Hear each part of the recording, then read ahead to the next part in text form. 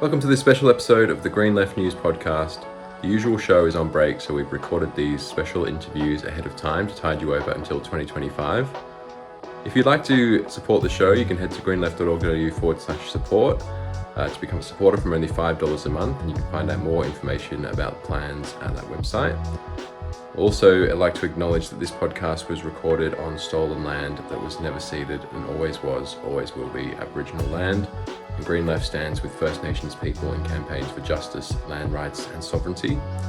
So we hope you enjoy this interview today, and we'll be back in 2025 with more news, updates and analysis. Enjoy the podcast. The genocide in Gaza has been going on for more than a year now, and the horrifying atrocities and war crimes Israel has committed against Palestinians have continued unabated. In response, there's been a massive, unprecedented international solidarity movement with huge rallies around the world. In Australia, there have been weekly rallies in Naarm, Melbourne, and Gadigal Country, Sydney, and fortnightly or regular rallies in most other major cities, including here in Perth, Bulu. There's also been countless other actions, including pickets, campus protests, union solidarity, vigils, film screenings, street theatre, you name it. But there have been continued allegations from the corporate media and major parties that the Palestinian solidarity movement, and in fact any criticism of Israel, is anti-Semitic, despite the important role played by the anti-Zionist Jews in the movement. To discuss this today, we're joined by Janet Parker, who's a leading activist in Jews for Palestine WA and Friends of Palestine WA. And he's also a member of Socialist Alliance. So welcome to the podcast, Janet. Thanks for having me here, Riley. To start off, what is your kind of general reaction to the ongoing genocide in Gaza after, I think, more than a year, maybe 14 months now, I think? Okay, so 14 months of unrelenting Israeli attacks have resulted in one of the deadliest conflicts of the 21st century.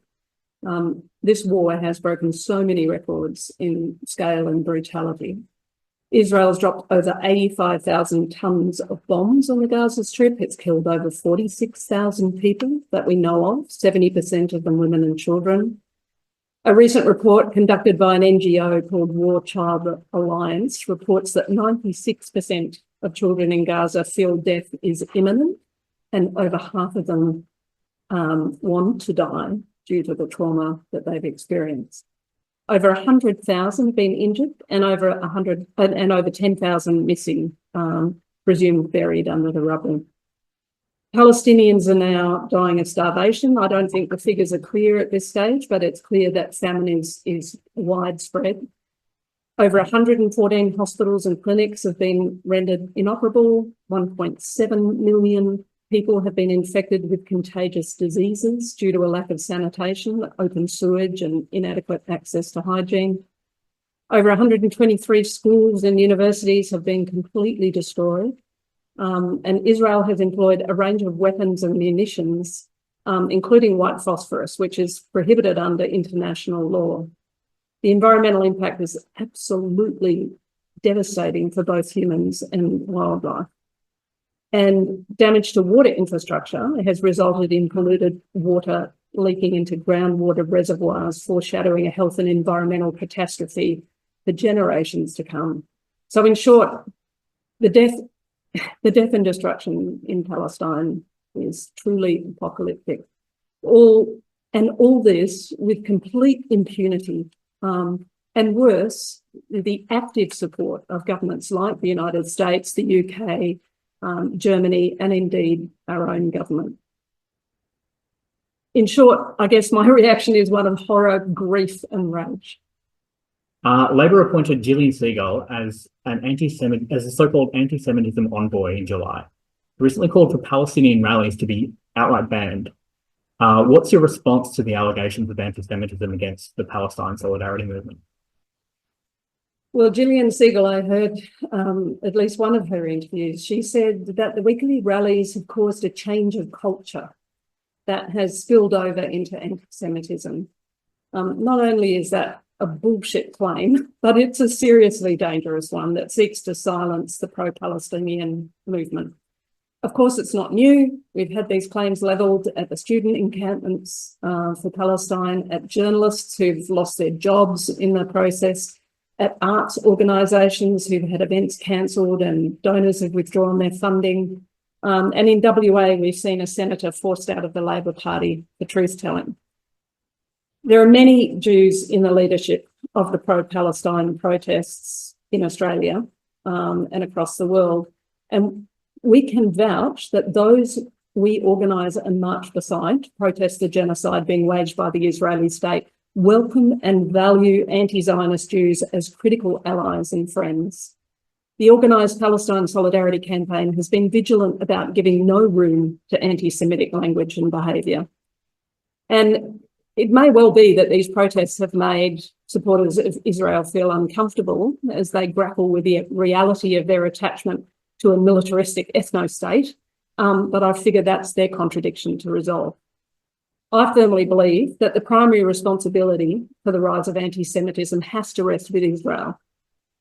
It's Israel and their backers who falsely conflate Jewish identity with unconditional support for Israel. For many decades now, both Israel and its supporters have exploited Jewish fears about persecution and Western guilt, about the Holocaust in order to weaponise them against the Palestinians. And this has had a huge impact on Western public opinion. It's shielded Israel from scrutiny, and it's given them a free pass to break international law. Jews for Palestine WA has unequivocally condemned the firebombing of the Adass synagogue in Naam that occurred, I think a week ago. It's still not known who did that firebombing or what their motives were. But what we did know the moment we heard news of it was that the powers that be would start pushing the line of the need for increased policing and crackdown on protests.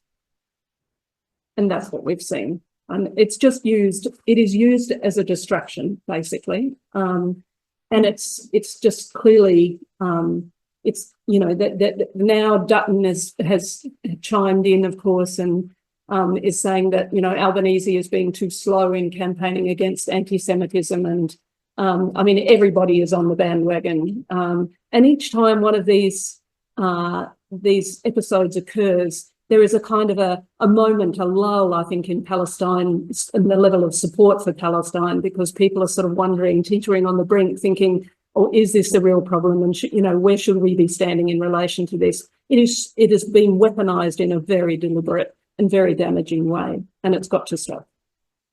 Yeah, absolutely. I can personally attest to, we've been to a lot of protests together and campaigns together, and the amount of just love and acceptance and appreciation that the Palestinian movement has shown towards you and the other Jews for Palestine has just been, completely, it's actually blown me away a bit.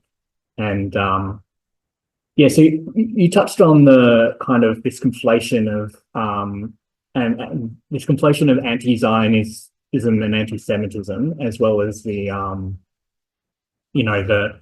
of madness that's followed this synagogue attack.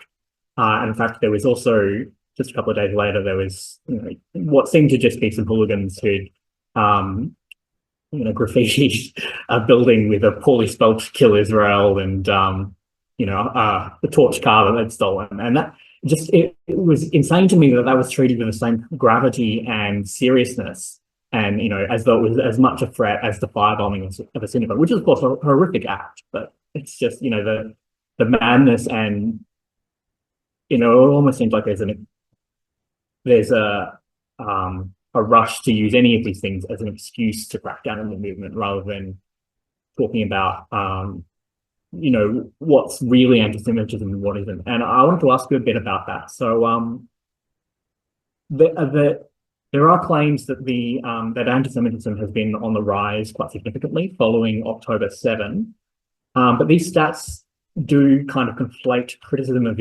Israel and include them with the statistics of general anti-Semitism. So what are your comments on this, and particularly on kind of whether or not there's a rise in genuine, Jew hatred, anti-Semitism that's divorced from criticism of Israel, or do you think that there's a real rise, or do you think it's largely, this kind of conflation?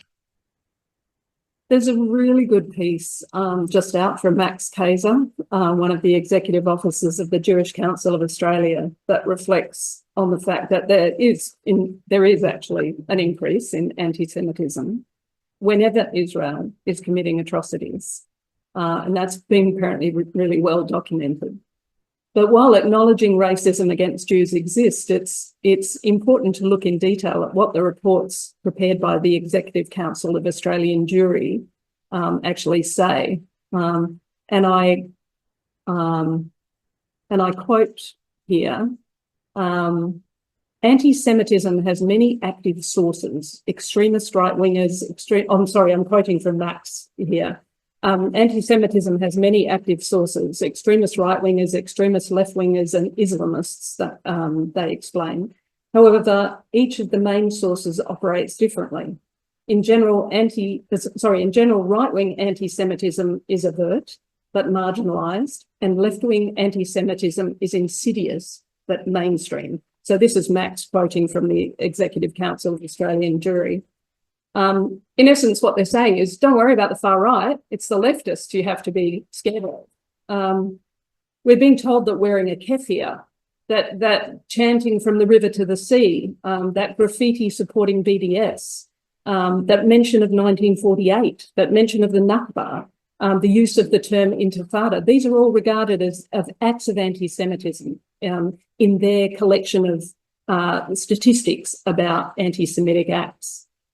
And just the other day, I had a woman tell me she was wearing a keffiyeh at a social function at a public venue. And this woman who turned up and actually just started screaming at her that she should be ashamed of herself wearing that at a time like this. And I've been assaulted when I've been handing out flyers in the Perth Mall by a Zionist who every week or every fortnight when I'm leafleting comes and screams at me from a distance, screams really nasty verbal abuse. Now, clearly, I've made her feel uncomfortable or worse, but, you know, it cuts both ways. Not only do organisations like ECAJ, politicians and the mainstream media focus on the pro-Palestinian movement as being responsible for the rise of anti-Jewish racism and downplaying the far right and its truly dangerous racist hatred, but it completely ignores the simultaneous rise in Islamophobia. There is a recent report that was put out by an outfit called the Scanlon Foundation. The report is called Mapping Social Cohesion.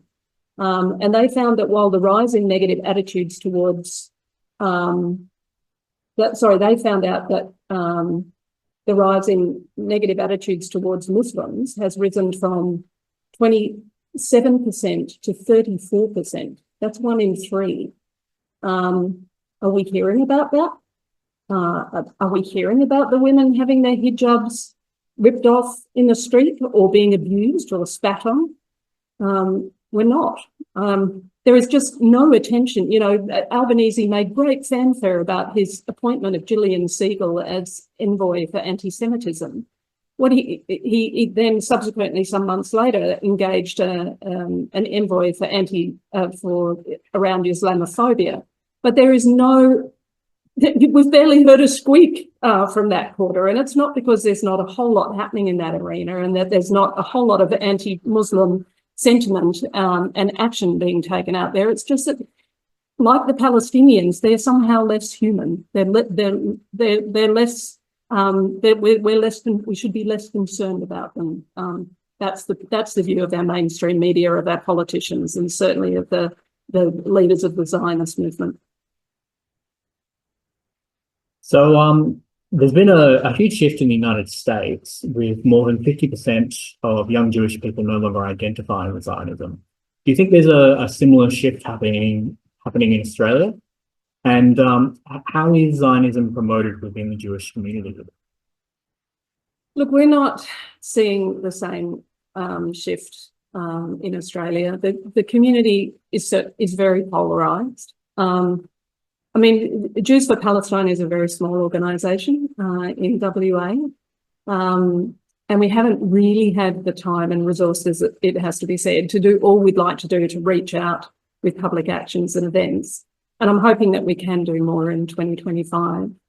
There are a number of organisations beyond WA, of course, in Australia, in Jews Against the Occupation 48 in Sydney, the Loud Jew Collective in Melbourne, and SEDEC. Very significant, I think, is the formation of the Jewish Council of Australia, that Max Kaiser, who I mentioned earlier, is an executive officer of. They were formed, I think, in February 2024. And I reckon they're a really important and authoritative voice that is, representing non-Zionist Jews in Australia, and are very, very cautious, very careful to make it very absolutely clear that they are opposing racism in all its forms. Indeed, I think the fact that all the Zionist Jewish institutions and their hangers-on are conflating anti-Israel sentiment with anti-Semitism is likely the cause of a lot of silencing. So indeed, the fact that all the Zionist Jewish institutions and their hangers-on are conflating anti-Israel sentiment with anti-Semitism is absolutely a likely cause of a lot of silencing. And I'm meeting many Jews who say that they don't agree with what Israel is doing, that they loathe Netanyahu, but they don't feel able to speak about it. I know, I've heard from people that it tears friendships and families apart. People speaking out are banished and isolated and shunned by family members and friends. And I think for those who dwell in this context, it's a tough decision to call out Israel, to call out Zionism. I saw an interview just yesterday where a Jewish woman is interviewed in Melbourne about the firebombing of the Adass synagogue. And she said it just brings us closer together. That was her perception of, this is what this level of anti-Semitism and attacks of this kind, sort of, that if anything, it's kind of people battening down the hatches and reaffirming that sort of that fear and sense of persecution that they feel has always been suffered by Jews, and they are always fearful will continue to exist forever and a day.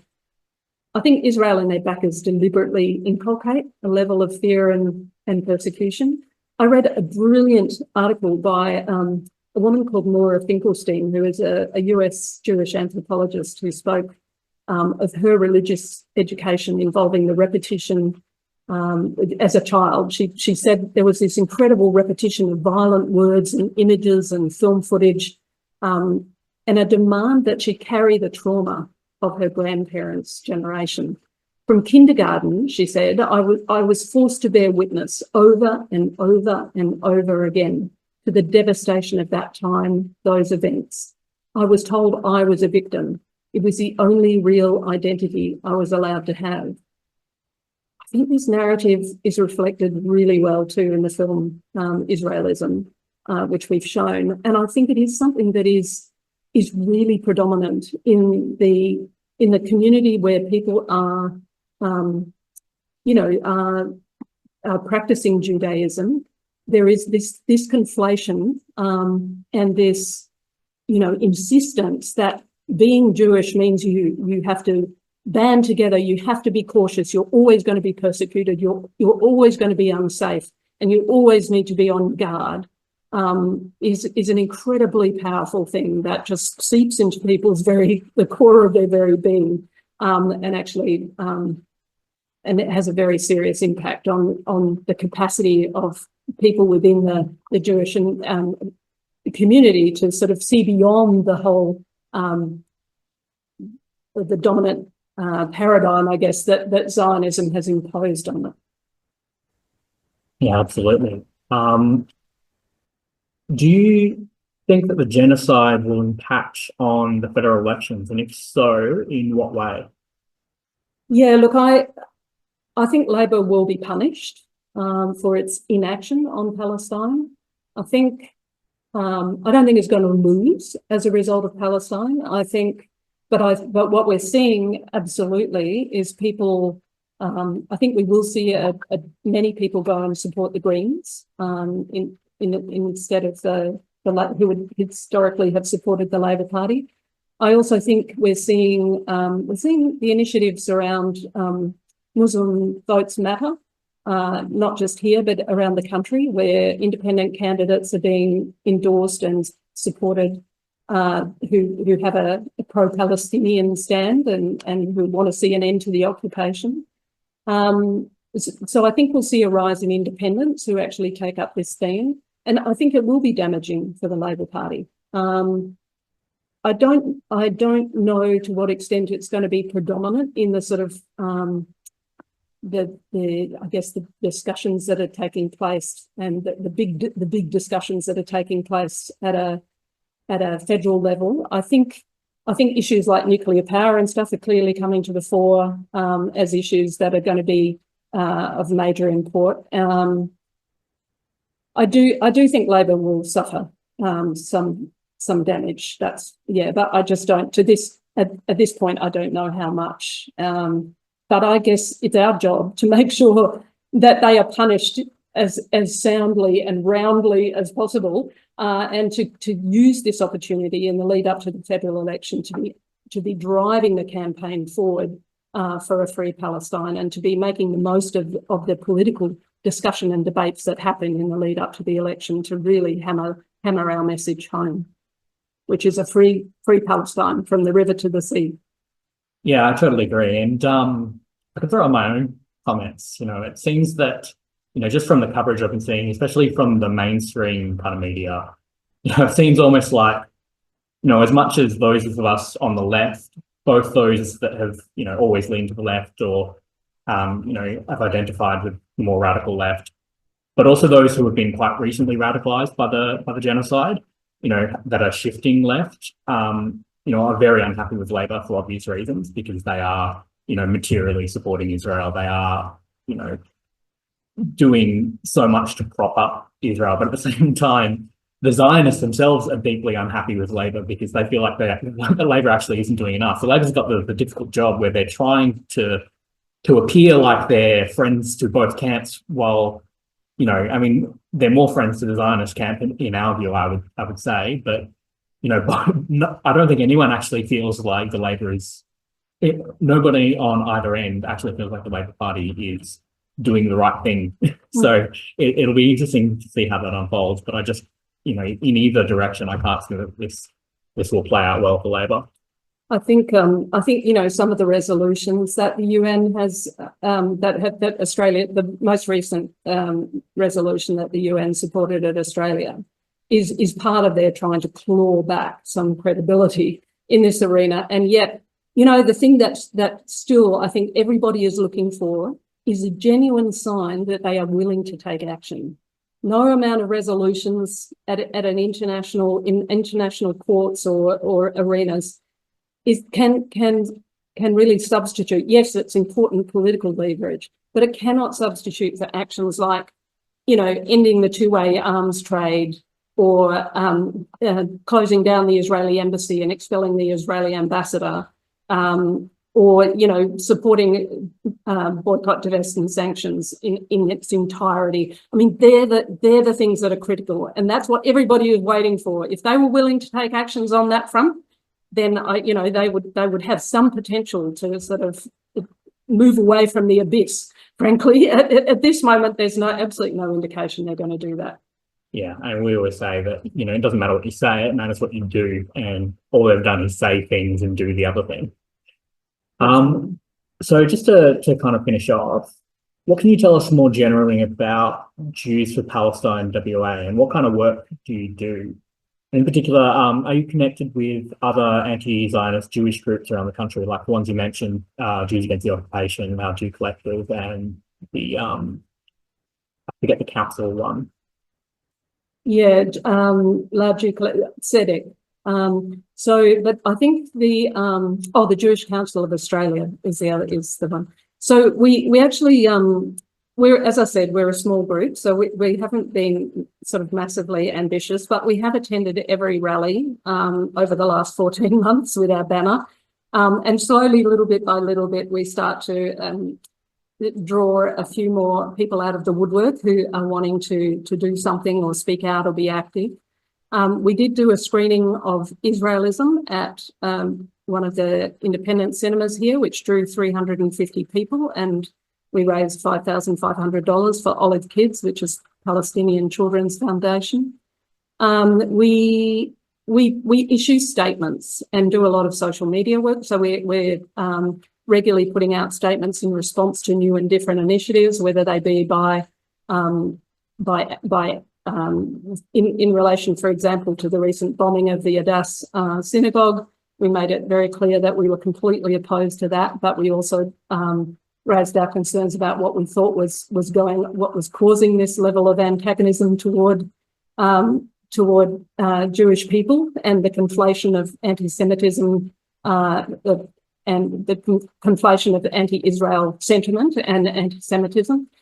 We've put out a whole bunch of different statements, and we do want to do more work over the coming year. We want to be more active in collaborating with other groups to organise events and seminars and film screenings and so on. We did one a few weeks ago. We screened a movie that was set at the time of the Nakba, which we did in collaboration with Mums for Palestine and Girls Night for Palestine, which again was very successful, and over a Palestinian dinner, and we raised money again for the Olive Kids. But I think ultimately, we have to get stronger. We probably need to be a bit more bold, and we probably need to actually reach out and see if we can make contact with more people in the Jewish community. We probably need to initiate and involve ourselves in collaborative actions with organisations like Jews Against the Occupation 48 in Sydney. And in fact, we have had a couple of joint statements with JAO 48. And I think probably the Jewish Council of Australia has been putting out some feelers in different states to see whether more can be organised in various different states. And there was a meeting just about a week ago now in Perth, where other people came along to a meeting that was really in response to a call out from the JCA. So again, there's 2 or 3 new people who came out of that process. So I think, slowly but surely we're cohering a small mass, but it's a group of people who can be active on this front going forward. And I think I think there's going to be a very serious need for Jewish voices to be heard front and centre in the campaign going forward. Yeah, and it had, I remember when Jews for Palestine WA first started, and we had conversations about it. And I think it was maybe 2 or 3 people at the time. It's been really good to actually see it grow from there. Even if the growth has been modest, as you say. At the end of the day, both the Palestine solidarity movement in WA is quite small compared to that in bigger cities, just because of the remoteness and the size of our city. And the Jewish community itself, I think, is quite small here. So, we're drawing on a smaller base of people to start with. So it's always going to be a bit harder. But it's been great to see just the legitimacy that Jews for Palestine WA has given to the Palestinian solidarity movement here. I mean, there's just having Jews for Palestine at the front and centre, especially, a while back there was a rally of Christian Zionists that happened outside state parliament, and having allowed Jewish anti-Zionist voice at our not quite counter rally. It wasn't at the same place or time, but it was on the same day. As a kind of message to say, we're opposed to this. I think we've been able to do things as a movement that we couldn't have otherwise done if we didn't have the legitimacy and the voice that Jews for Palestine WA has given to the movement. So thank you so much for that, and thank you for joining us today, Janet. Well, thank you, Riley. Cheers. I hope you got a lot out of this episode. To continue producing shows like this, we need your support. Consider becoming a supporter for $5 a month, sharing this show on social media, and submitting your own stories. You can do all this at our website, greenleft.org.au.